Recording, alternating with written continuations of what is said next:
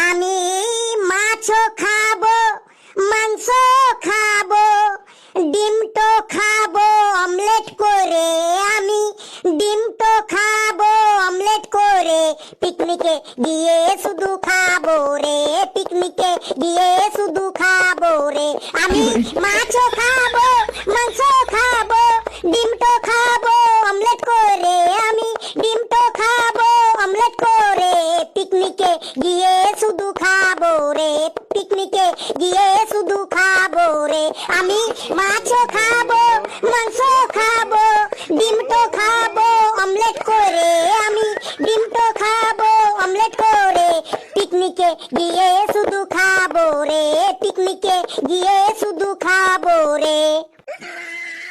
কে কে কে এই ক্লাসের মধ্যে পিকনিক করছিস?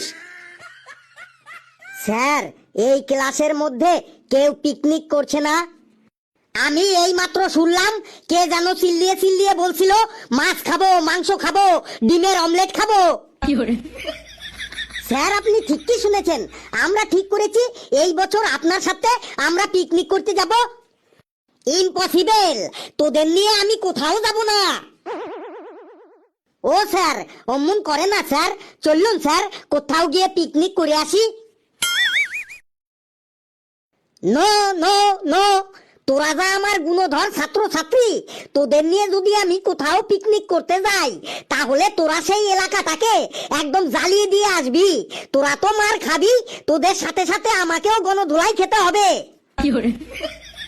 স্যার, আপনার ওই টাক মাথার দিব্যি দিয়ে বলছি, আমরা পিকনিকে গিয়ে কোনো জ্বালাতন করব না। সত্যি স্যার, আপনার ওই পাঞ্জাবির দিব্যি দিয়ে বলছি, আমরা ভদ্রভাবে যাব আর ভদ্রভাবে থাকব। স্যার, আমিও আপনার ওই গোপটোর দিব্যি দিয়ে বলছি, আমরা পিকনিকে গিয়ে কেউ পেঁদাগিরি করব নাই বটে। চুপ চুপ, আর একটা কথাও বলবি না। কেউ আমার টাকের দিব্যি দিচ্ছে, কেউ আমার পাঞ্জাবিটার দিব্যি দিচ্ছে, কেউ আবার আমার গোফের দিব্যি দিচ্ছে। তোরা আমাকে পেয়েছিসটা কি বলতো? ও স্যার, ও স্যার, অমন করে না স্যার। আমাদের শোনা স্যার, পিকনিকে চলুন না স্যার। তোরা আমাকে যতই সোনা রূপা তামা টিন দস্তা বলিস না কেন, তোদেরকে নিয়ে আমি পিকনিকে যাব না মানে যাব না।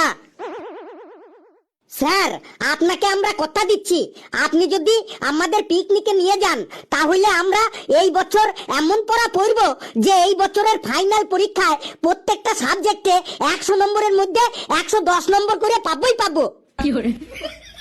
ফেলু, তুই সত্যি বলছিস তো? প্রত্যেকটা সাবজেক্টে 100 নম্বরের মধ্যে 110 নম্বর করে পাবি তো? সত্যি মানে? আপনার ওই জুত্তর দিব্যি দিয়ে বলছি, 100-র মধ্যে 110 কেন, 120 নম্বর করেও পেতে পারি। স্যার, ফেলু এসব কি বলছে? 100-র মধ্যে কখনো 120 নম্বর পাওয়া যায়? হাবলু, তুই বেশি কথা বলিস না। ফেলু যখন বলেছে 100-র মধ্যে ও 120 পাবে, তাহলে ও সেটা পাবেই। স্যার, আপনি আবার সেই ফেলুর চক্করে পড়ে গেলেন। হাবলু, তোর সাহস তো মন্দ না, তুই স্যারের মুখে মুখে তর্ক করছিস। চুপচাপ বস, না হলে কিন্তু তোকে পিকনিকে নেব না।